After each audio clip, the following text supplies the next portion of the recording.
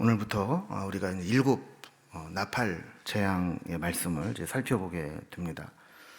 계시록은 제가 계속해서 반복해서 말씀드리듯이 전체적인 구조 속에서 이해를 해야 숲속에서 길을 잃어버리지 않고 헤매지 않고 제대로 방향을 잡아서 갈 수 있습니다. 그래서 오늘도 나팔, 대접, 재앙의 전체적인 구조를 한번 보면서 살펴보겠습니다. 우리가 6장에서 여섯째 인까지 떼어지고 7장에서 삽경이 삽입되어 있었다라는 걸 살펴봤습니다. 그리고 이제 오늘 8장을 보면 드디어 이제 일곱째 인이 떼어지게 됩니다. 그러니까 지금까지 여섯 번째 인까지는 인이 하나하나 떼어질 때마다 어떤 사건들이 있었죠. 말들이 등장을 한다든가 뭔가 어떤 일들이 일어난다든가. 그런데 일곱째 인이 떼어질 때는 전에도 말씀을 여러 번 드린 것처럼 일곱 번째 인 자체가 어떤 사건을 이야기하는 게 아니라 일곱 번째 인은 일곱 나팔, 앞으로 나타나게 될 일곱 나팔 전체가 일곱 번째 인이라는 겁니다.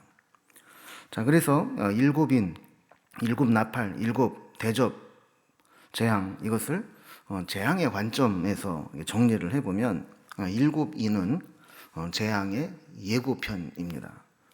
그러니까 어린 양이 보좌에 계신 하나님으로부터 두루마리를 받았잖아요. 거기에 일곱 인이 이렇게 찍혀져 있었어요.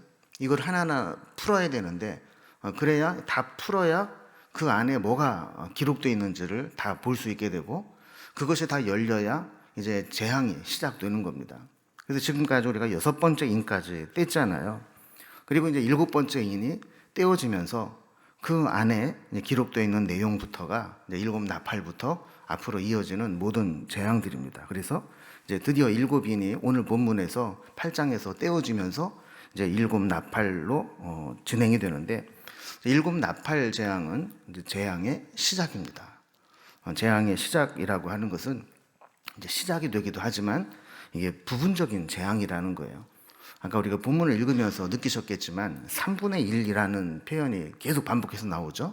이 이야기는 시작이 되면서 3분의 1만 부분적으로 재앙이 임했다라는 것이고 또 사람에게 직접적인 해를 가하지는 않습니다.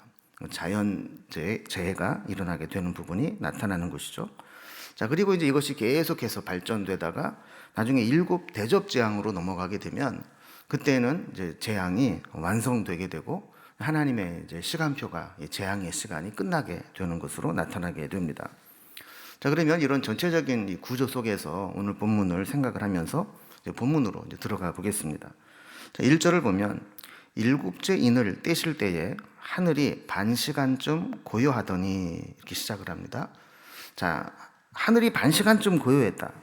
이것은 마치 폭풍 전야에 잠시 고요함이 있었던 것을 연상케 하는 표현입니다. 그러니까 앞으로 심판의 강도가 아주 큰 심판들이 이제 시작이 될 텐데 그 전에 고요한 시간이 있었다는 거예요. 잠시 동안. 그런데 그 고요함은 그냥 조용히 고요하게 끝나는 것이 아니고 뭔가 중요한 일이 시작되기 전에 최종 승인을 기다리면서 숨고르기를 하는 것과 같은 그런 순간이라는 겁니다. 그러니까 이 고요한 이 순간은 심판을 받게 될 이 세상의 대적자들에게는 얼마나 이 두려움의 시간이 되겠어요. 여러분, 우리도 그런 경험이 있잖아요. 옛날에 어릴 적에 예방주사 맞으면 그 주사 맞는 것이 아픈 게 아니라 그때까지 기다리면서 이 두려움이 아프고 또 옛날에는 선생님들도 왜 이렇게 애들을 팼나 몰라요. 그래서 이게 단체 기합을 받고 이렇게 맞고 그럴 때 보면 사실 맞고 나면 몇 번 엉덩이 비비고 나면 괜찮은데 그 전까지 나 때리러 올 때까지가 참 두려운 거 아니겠어요? 그러니까 이제 하나님께서 이제 일곱 나팔 재앙을 시작하시게 될 때 그때의 이 한 반 시간쯤의 고요함이 있다 그랬는데 이 시간은 이제 하나님이 본격적으로 심판하시고 재앙을 내리시기 바로 직전이고 그 고요함의 시간이 심판을 받게 될 하나님을 대적하는 자들에게는 그 시간이 엄청난 두려움의 시간이 된다는 겁니다. 2절에 보면 내가 보매 하나님 앞에 7 천사가 서 있어 7 나팔을 받았더라 그랬습니다. 그러니까 7인이 떼어지고 나서 이제 그 7 나팔을 실행시킬 천사가 나팔을 받았다는 거예요. 자, 그리고 나서 이제 6절로 넘어가서 보면 7 나팔을 가진 7 천사가 나팔 불기를 준비하더라 그랬어요. 그러니까 우리가 요한계시록을 읽으면서 이게 정신을 좀 차리고 읽지 않으면 헷갈리는 게 왜 그러냐 하면 전체적인 큰 줄기가 있는데 그 줄기 중간중간에 뭔가 다른 내용들이 이게 쑥쑥 들어온다는 거예요. 그거를 우리가 좀 파악을 해야 됩니다. 그래서 원래 큰 줄기로 보면 2절에서 6절로 넘어가죠. 그래서 2절에서 천사가 나팔을 받고 6절에서 나팔 불 것을 준비하고 7절부터 나팔이 불려지고 이렇게 되면 이제 큰 줄기가 완성이 되는 겁니다. 자, 그런데 3절에서 5절까지 보면 우리 지난 시간에 7장을 우리가 삽경이다, 또 중간계시다, 또 보충계시다. 그래서 큰 줄기와 상관없이 어떤 새로운 경치, 새로운 하나님의 보여준 계시가 들어와 있다 그랬잖아요. 자, 그런 것처럼 이것도 2절에서 6절로 넘어간 그 사이에 어떤 사건이 하나 또 쑥 들어와 있어요. 그래서 이제 전체적으로 보면 2절에서 6절로 넘어가야 되지만 이제 3절에서 5절까지 이 재앙이 시작되기 전에 나팔이 시작되기 전에 뭔가 하나님 어떤 메시지를 우리에게 주신다는 겁니다. 자, 그럼 그게 뭔가 한번 보겠습니다. 3절에 보면 또 다른 천사가 와서 제단 곁에 서서 금 향로를 가지고 많은 향을 받았으니 이는 모든 성도의 기도와 합하여 보좌 앞 금 제단에 드리고자 함이라 그랬습니다. 여러분, 지금 7 천사는 7인이 떼어지면서 7 천사에게 나팔이 주어졌잖아요. 그래서 이 나팔을 받아서 이제 불면 7 나팔 재앙이 시작되는 거예요. 그러니까 한쪽에서는 지금 이 재앙을 가져오게 될 7 나팔을 지금 받아서 준비하고 있어요.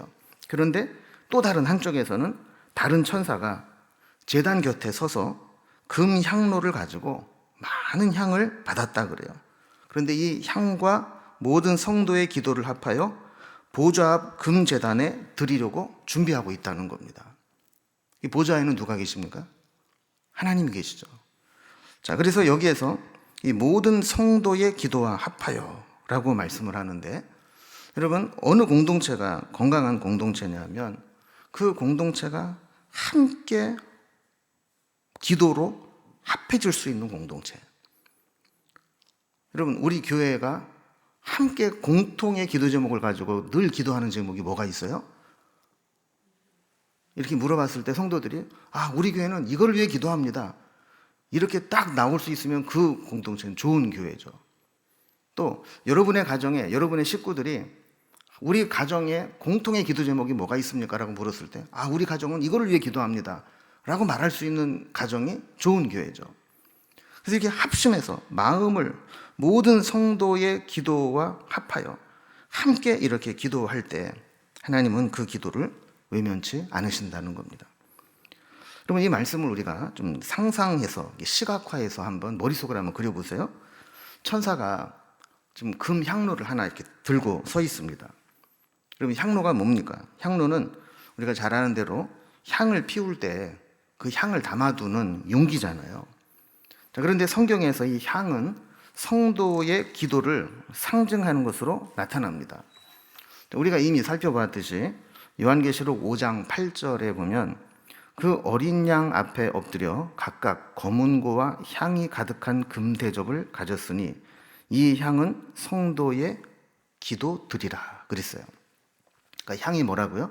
성도의 기도드리라는 거예요. 자, 또한 성소 안에 들어가면 그 지성소 앞에 향단이 있잖아요. 거기서 향이 피워집니다. 이것 역시 성도의 기도를 상징하는 것이다 라고 말씀합니다. 자, 그러면 요한계시록에 나타난 이 기도는 어떤 기도냐? 여러분, 우리가 이제 기도 그러면 그냥 아무 일이 없지만 그래도 늘 주신 은혜에 감사해서 하나님과 교제하기 위해서 평안함 속에 드리는 기도도 있지만 요한계시록에 나타난 기도는 그런 기도가 아닙니다. 요한계시록 6장 10절에 보면 큰 소리로 불러 이르되 거룩하고 참되신 대주제여 땅에 거하는 자들을 심판하여 우리 피를 갚아주지 아니하시기를 어느 때까지 하시려 하나이까, 이렇게 기도했다라는 거예요. 자, 그러니까 지금 요한계시록을 받아서 읽게 될 성도들, 그들이 하는 기도가 어떤 기도였냐? 당시에 신앙을 지키기 위해서 모진 고난을 감당해야 됐고, 때로는 우리 주변에서 순교의 제물이 되는 성도들을, 형제 자매들을 지켜보면서 다음 순교의 제물은 내가 될 수 있겠구나, 그 마음으로 준비하면서 하나님, 언제까지 우리가 이렇게 박해를 받아야 되고 목숨을 잃어야 됩니까? 그 핏값을 언제까지 하나님께서 그냥 보고만 계시겠습니까? 이렇게 하는 기도가 바로 그 요한계시록에 있는 기도라는 거예요. 하나님은 그 기도를 너무나도 귀하게 여기십니다. 그래서 하나님은 그 기도를 하나님 제단에 놓인 향로에서 피워지는 향과 같이, 하나님은 그 기도를 다 향로에 담아서 하나님의 보좌에 전달되도록 하신다는 거예요. 그래서 4절에 보면 기도의 향연이 성도의 기도와 함께 천사의 손으로부터 하나님 앞으로 올라가는지라 그랬습니다. 여러분, 향연이 뭡니까? 향연은 향을 피울 때 나오는 연기를 향연이라고 하거든요. 여러분, 요한계시록이 이 묵시록이라고 하는 이 특성상 요한계시록에 표현된 것들은 이 비유와 상징적으로 표현된 것들이 많이 나옵니다. 여기에서 성도들의 기도가 마치 향의 연기가 향을 피우면 위로 이렇게 올라가는 것 같이 그렇게 올라가서 그것을 향로에 천사들이 담아서 하나님의 보좌 앞으로 전달을 하는 것, 이렇게 눈에 보이는 것처럼 우리의 기도를 그렇게 상징적으로 지금 묘사를 하고 있다는 거예요.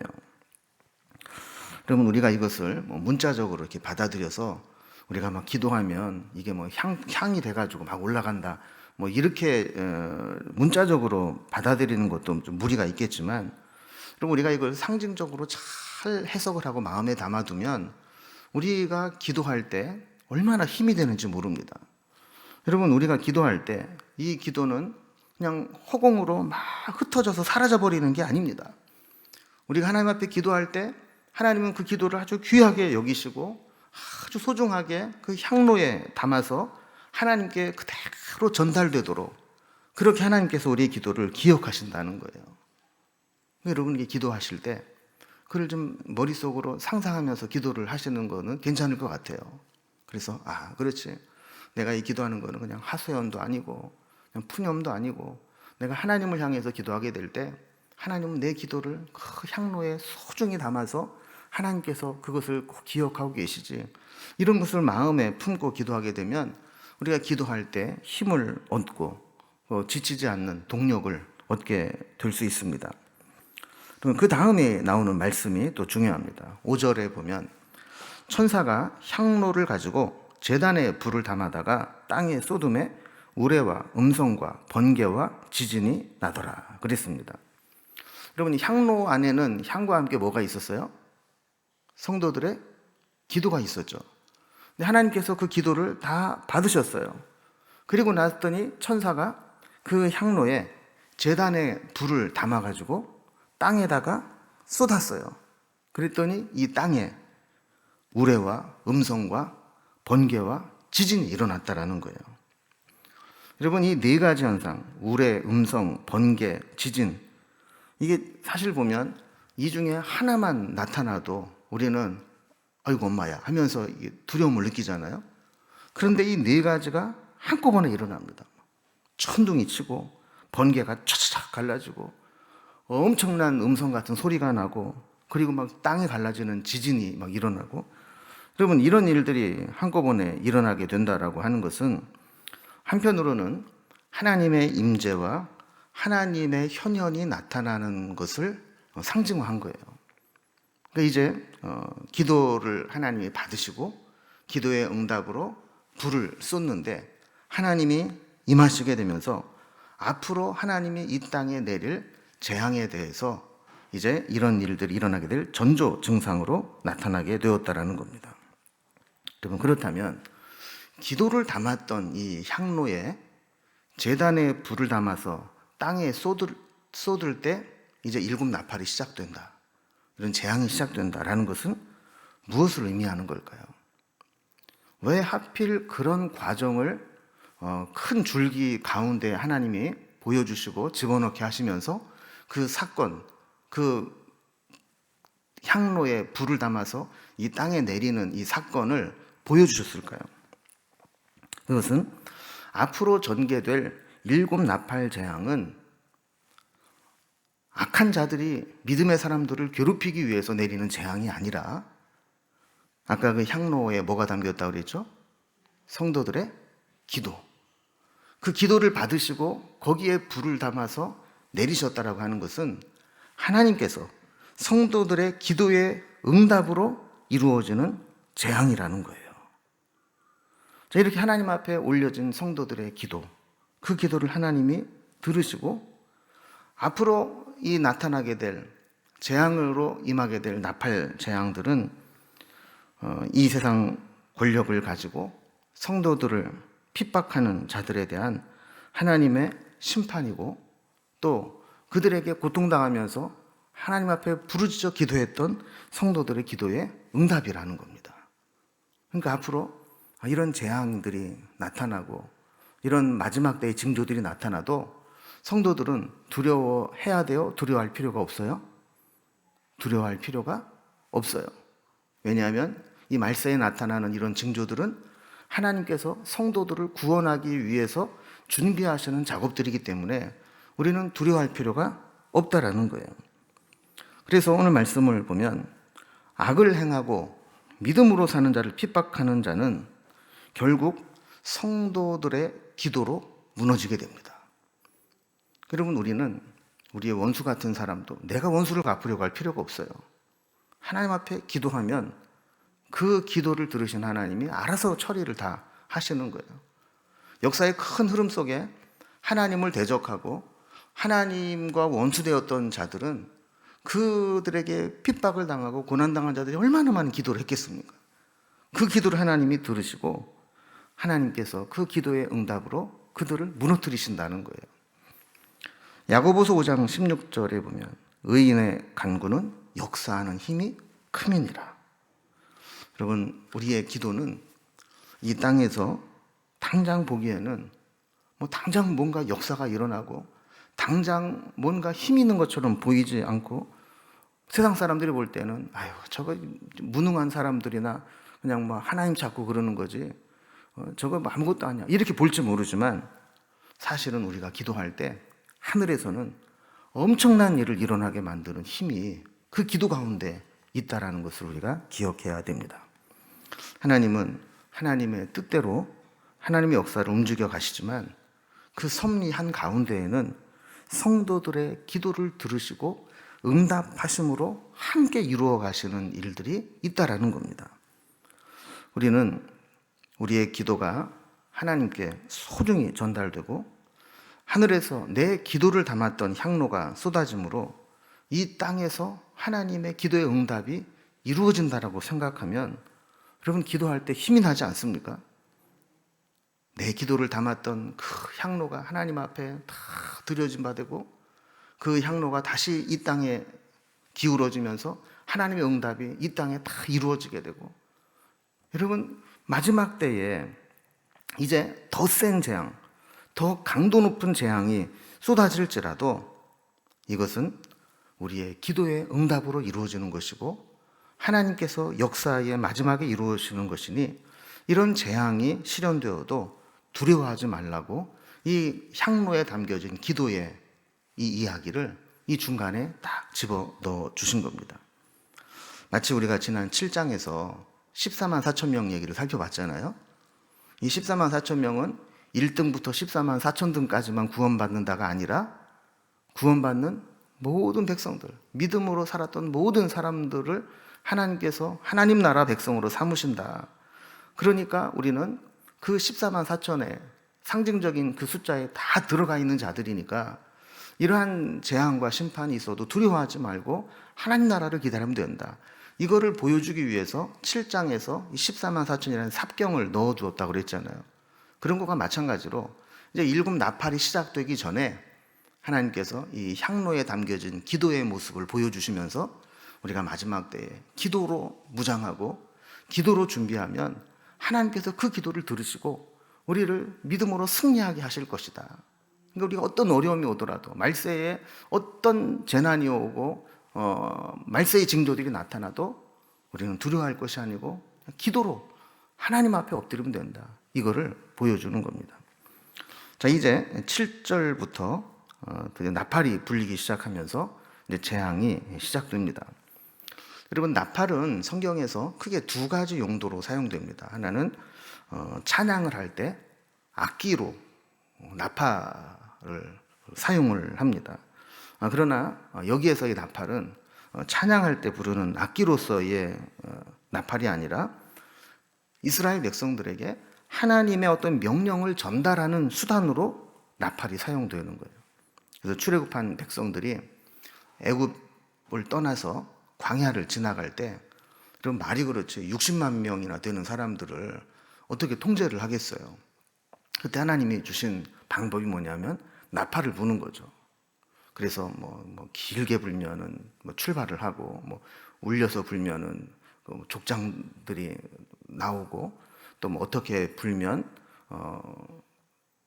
멈추고, 절기 때는 어떤 나팔을 어떻게 불고, 이런 이스라엘 백성들이 광야에서 진을 칠 때, 이동을 하며 출발할 때, 전쟁을 할 때, 절기를 알릴 때, 이렇게 어떤 메시지를 전달할 때 나팔을 불어서 알렸습니다. 마찬가지로 나팔과 함께 재앙이 임했다라고 하는 것은 앞으로 일어나는 모든 재앙들은 단순히 자연재해나 자연재난이 아니라 하나님의 명령에 따라 나타나는 심판이라는 거예요. 나팔을 불 수 있다라고 하는 것은 경계의 의미가 있죠. 예를 들어서 적군이 쳐들어온다, 전쟁을 준비해야 된다 그러면 나팔을 불어요. 자, 그러면 이렇게 나팔을 불 수 있다는 것은 시기적으로 좀 임박하긴 하지만 아직 전쟁을 대비할 수 있는 시간은 있다라는 겁니다. 미리 믿음으로 잘 준비하고 대비한 성도들에게는 나팔 소리가 하나님이 핍박받는 성도들을 구원하시는 사인으로 들리게 될 거예요. 나팔이 쫙 불리면서 하나님의 재앙이 임하는데 그 재앙이 세상 권력자들을 심판하는 사인이 되니까 거기에 막 핍박을 하고 박해를 받던 성도들에게는 이제 저들도 끝이구나. 저것들도 이제는 심판을 받아 끝나는구나. 이렇게 구원을 알리는 사인이 될 수 있고, 천지도 모르고 자기 멋대로 자기가 가진 힘을, 권력을 사용하면서 믿는 자들을 힘들게 했던 자들에게는 곧 재앙이 닥치게 될 것을 알리는 경고의 알람 역할을 하는 나팔 소리가 된다라는 겁니다. 이제 나팔 소리를 이제 구체적으로 하나씩 좀 살펴보게 될 텐데, 먼저 오늘 이제 8장까지는 여러분들이 이제 주의 깊게 읽어보신 분들은 알겠지만, 일곱 나팔이 다 8장에 나오지 않아요. 첫째부터 넷째 나팔까지만 8장에 나오고, 나머지는 이제 9장 이후에 계속 연결이 됩니다. 근데 먼저 우리가 이제 서론적으로 좀 말씀을 드리면, 이 나팔이 불려질 때 나타나는 재앙들은 좀 잘 보시면 이스라엘 백성들이 애굽에서 나오게 될 때 모세와 아론이 바로 앞에 행했던 10가지 재앙이 있잖아요. 그 재앙과 흡사합니다. 자, 이렇게 애굽에 10가지 재앙을 쏟으신 후에야 이스라엘 백성들이 애굽에서 나올 수 있게 된 이유는 뭡니까? 그거는 바로 왕의 완악함 때문이었죠. 마찬가지로 하나님께서 이제 마지막 때에 이런 나팔을, 경고의 나팔을 부시게 되는데, 이 나팔을 불면서 7째 나팔까지 갈 수밖에 없는 이유는 바로가 재앙을 당하면 금방 보내겠다고 했다가 재앙만 끝이 나면 다시 완악해지고, 이렇게 했던 것과 마찬가지로 이 세상 사람들 역시 경고의 나팔이 불려지고 3분의 1씩 부분적인 재앙이 임하게 될 때 그 재앙을 통해서 하나님께 돌이키고 회개할 기회가 주어졌음에도 불구하고 다시 완악해졌기 때문에 결국은 7 나팔을 다 불리게 되고 하나님의 심판을 받게 된다는 겁니다. 자, 먼저 첫 번째 이 나팔이 불려집니다. 이 첫 번째 나팔은 하늘에서 땅에 내려진 재앙입니다. 그래서 7절 말씀을 보면 첫째 천사가 나팔을 부니 피 섞인 우박과 불이 나와서 땅에 쏟아지매 땅의 3분의 1이 타버리고 수목의 3분의 1도 다 타버리고 각종 푸른 풀도 다 타버렸더라 그랬습니다. 여러분 여기 보면 우박이 첫 번째 나팔을 불 때 우박이 하늘에서 쏟아지는데 그냥 우박이 아니고 피가 섞인 우박이에요. 여러분 애굽에 내린 재앙보다 훨씬 더 두렵고 혹독한 재앙이 임한다는 겁니다. 여러분 이 애굽에서 내린 재앙 중에 첫 번째하고 7번째 재앙이 동시에 내리는 거예요. 첫 번째 나일 강물이 피가 되는 거, 그리고 7번째 우박이 내리는 거. 이게 피 우박으로 한꺼번에 내리고 있다라는 겁니다. 자, 이것이 하나님이 내리신 재앙이라는 것을 우리가 알게 되는 것은 여러분 자연 현상으로는 우박과 불이 함께 내릴 수가 없습니다. 그럼 우박이 뭐예요? 하늘에 구름에 얼음덩어리로 있던 것들이 이 땅에 떨어지면서 온도가 올라가면서 이게 녹아서 물로 내리는 게 비잖아요. 그런데 이건 미처 녹지 못하고 그냥 떨어지는 게 우박이란 말이에요. 사실 우박은 물이죠, 물. 그런데 그 우박과 함께 뭐가 땅에 떨어져요? 불이. 물과 불이 함께 공존할 수는 없잖아요. 그러니까 이렇게 우박이 떨어졌는데도 불구하고 거기에 불이 쏟아져 가지고 불이 3분의 1씩을 다 불살라 버렸다. 이것은 하나님의 심판이지 자연 재난이 아니라는 겁니다. 자, 하나님이 재앙을 불로 쏟으시니까 우박이 내려서 물로 다 젖어 있음에도 불구하고 타버리게 되는데 땅의 3분의 1이 타버리고 수목, 나무들의 3분의 1이 타버리고 각종 푸른 풀도 타버렸다 그랬어요. 자, 이렇게 3분의 1씩 불타버린 것은 자연계에 이런 하나님의 재앙, 심판이 임하는 것을 보면서 하나님을 대적했던 자들은 두려움을 느끼고 마지막에 완성될 심판에 대한 경고의 메시지를 들으라는 거예요. 여러분 아담과 하와가 범죄했을 때 그 범죄한 대가는 아담과 하와만 받는 게 아니었죠. 자연계에도 이런 재앙이 임했습니다. 자연계 질서가 파괴되고 가시와 엉겅퀴를 내어서 사람이 땀을 흘리고 수고하지 않으면 이 땅이 정상적으로 돌아갈 수 없는 황폐한 땅이 되어버리는 그런 재앙을 받았듯이 인류의 죄악으로 말미암아 이런 첫 번째 나팔이 불 때 이 땅의 자연계의 심각한 파괴와 훼손으로 이어질 것인데 이러한 상황들을 보면서 우리가 회개해야 될 자들은 회개하라는 거예요. 또 하나님을 기다리는 자들은 소망을 가지라는 거예요. 두 번째 나팔입니다. 두 번째 나팔은 바다에 내린 재앙입니다. 첫 번째 나팔이 어디에 내린 거라 그랬어요? 땅에. 두 번째 나팔은 바다에. 8절과 9절을 보면 둘째 천사가 나팔을 부니 불 붙는 큰 산과 같은 것이 바다에 던져짐에 바다의 3분의 1이 피가 되고 바다 가운데 생명 가진 피조물들의 3분의 1이 죽고 배들의 3분의 1이 깨지더라 그랬습니다. 그 두 번째 나팔이 불려질 때 불 붙는 큰 산 같은 것들이 바다에 던져졌다. 이것은 마치 화산 폭발로 인해서 마그마가 바다로 쏟아져서 이 산과 섬을 만드는 것을 연상케 만드는 그런 장면입니다. 이게 화산으로 마그마가 막 쏟아지니까 바다의 3분의 1이 피가 되고 바다 생물 중에 3분의 1이 죽고 배들의 3분의 1이 파손된다 그랬어요. 그럼 물이 이제 피로 변하는 것은 아까도 말씀드린 것처럼 애굽에서 바로 앞에서 행했던 재앙 중에 하나였죠. 나일강을 피로 변하게 한 이적과 같은 것입니다. 그러나 애굽의 재앙과는 비교할 수 없는 재앙이었죠. 애굽에서는 그냥 나일강이 피로만 변했지만 여기에서는 생물의 3분의 1이 죽고 배들도 깨져버렸습니다. 그래서 어떤 사람들은 이 두 번째 나팔 재앙이 뭐 환경 오염이나 유조선의 침몰, 또 후쿠시마 원전 사고와 같은 방사능 오염, 또 소행성 충돌, 뭐 대규모 해상 전쟁, 뭐 이런 것들이 일어나서 세계적인 경제 공황으로 이어지는 것을 예언한 것이다. 이렇게 뭐 설명을 하기도 하는데, 여러분 우리가 이제 요한계시록을 읽으면서 여러분 너무 이 요한계시록에 나타난 현상들을 지금 이 시대에 나타나는 현상과 1대1로 막 매칭시키려고 하면 우리가 잘못된 계산이나 잘못된 해석이 나올 가능성이 매우 높다라는 거예요. 나중에도 뭐 살펴보겠지만 666이 도대체 뭐 공산주의자냐, 뭐 교황이냐, 뭐 EU 유럽 연합이냐, 뭐 이러면서 막 별의별 해석을 다 하고 막 뭐 베리칩이다, 뭐 컴퓨터다, 뭐 별의별 얘기가 다 있는데,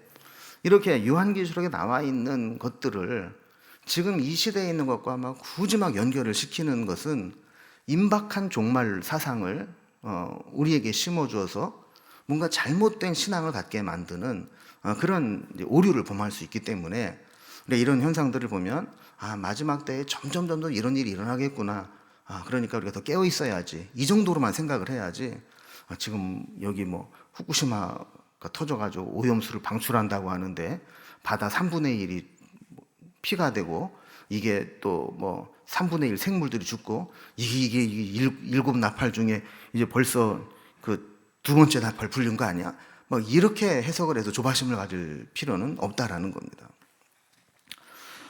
자, 그 다음에 세 번째 나팔이 부러집니다. 세 번째 나팔이 부러지니까 이것은 별이 이 땅에 떨어져서 수질오염을 일으킨다는 재앙인데요.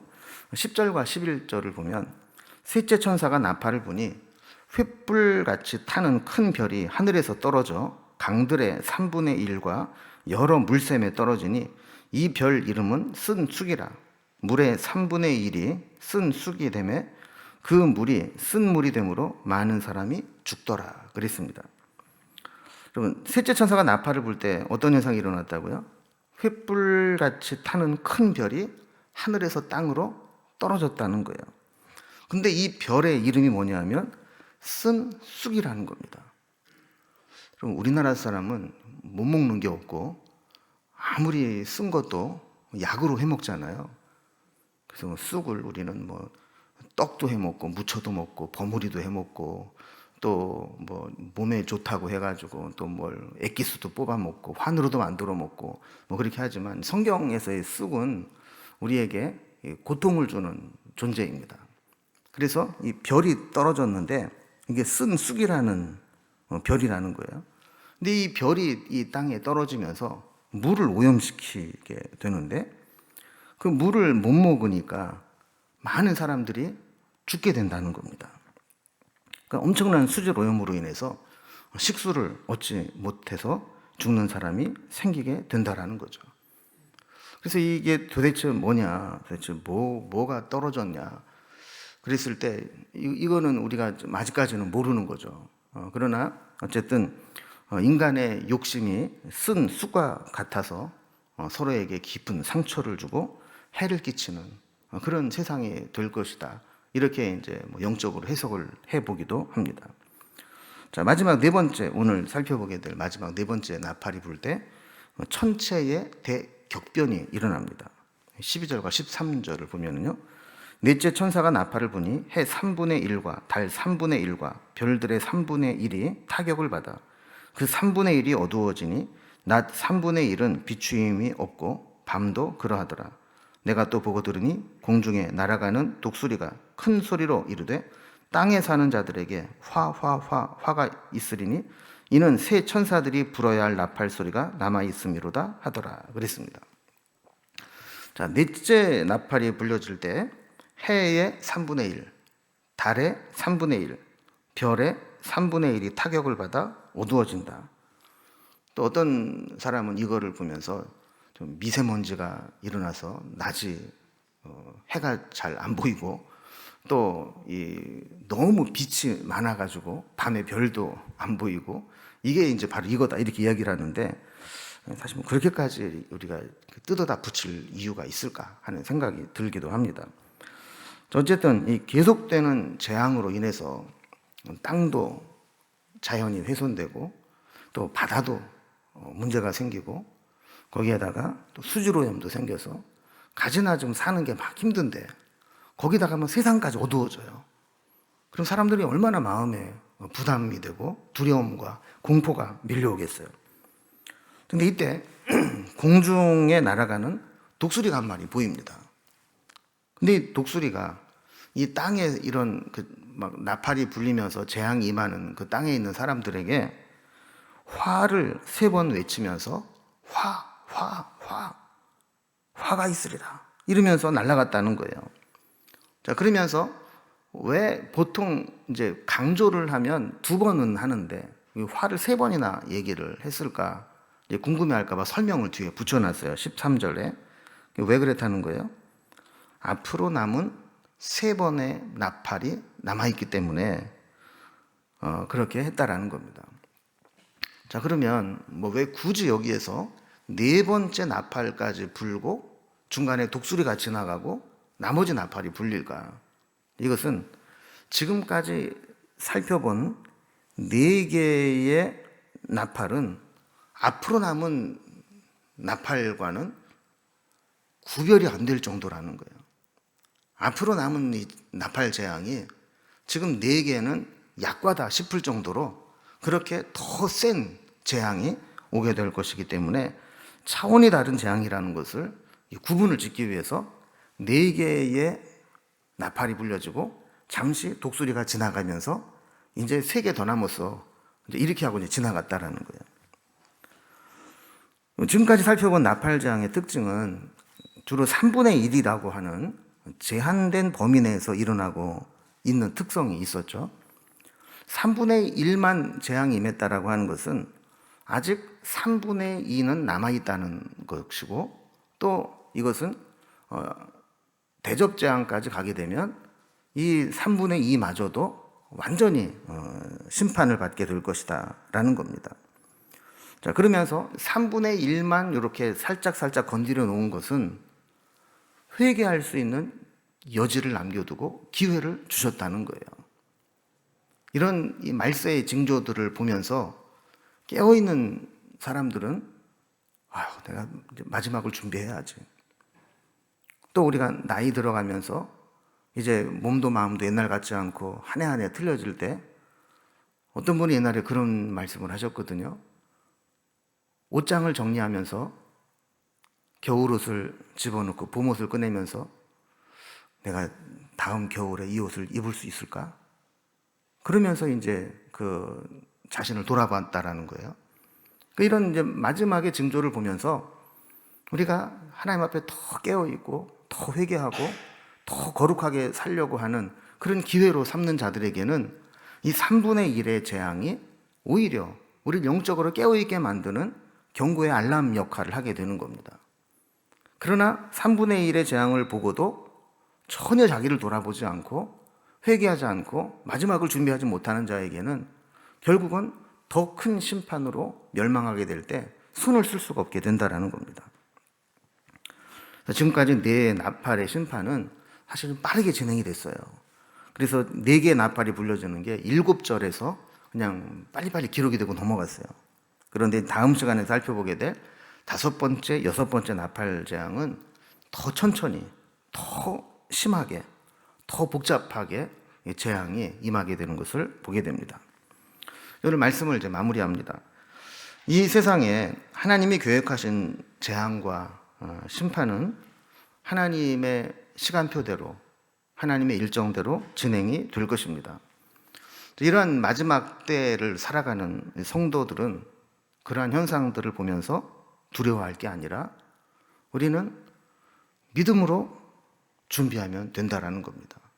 왜냐하면 그 재앙이 악한 영들이 성도들을 괴롭히고 죽이기 위해서 내리는 재앙이 아니라 성도들의 기도의 응답으로 하나님께서 성도들을 구원하실 과정으로 예비하신 재앙이기 때문에 우리는 그런 재앙을 볼 때, 마지막 때의 징조를 볼 때마다 두려워할 게 아니라 마지막을 준비하면 된다라는 거예요. 특히 오늘 말씀에서 우리에게 보여주는 것처럼 마지막 때, 마지막을 준비하면서 기도가 우리에게 얼마나 중요한 것인가를 깨닫게 합니다.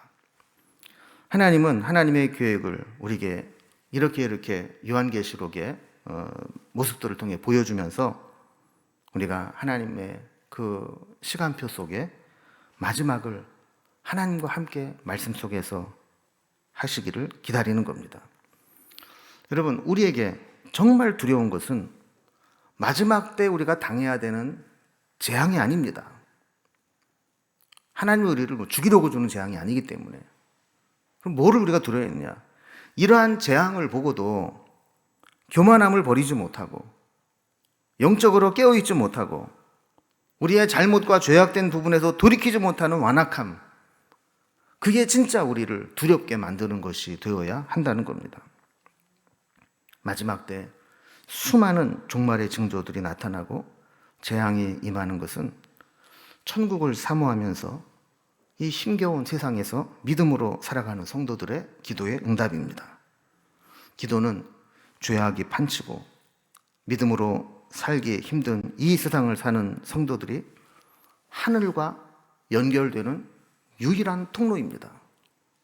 우리가 기도할 때 하나님은 천사를 통해서 그 기도의 향을 향로에 담아 하나님 앞에 올리도록 하셔서 우리가 이 땅을 살아가면서도 하늘과 연결되어지는 통로를 열어 놓으신 것입니다. 이 세상과는 비교할 수 없는 하나님의 나라가 우리를 기다리고 있음을 기억하면서 우리가 살아가고 있는 현실이 힘들고 앞으로 우리가 살아가야 되는 이 세상에 더 힘든 상황들이 많이 온다 할지라도 우리는 기도로 하나님과 연결되어서 기도의 줄을 잡고 믿음으로 승리하는 우리의 삶이 될 수 있기를 주님의 이름으로 기원합니다. 기도하겠습니다.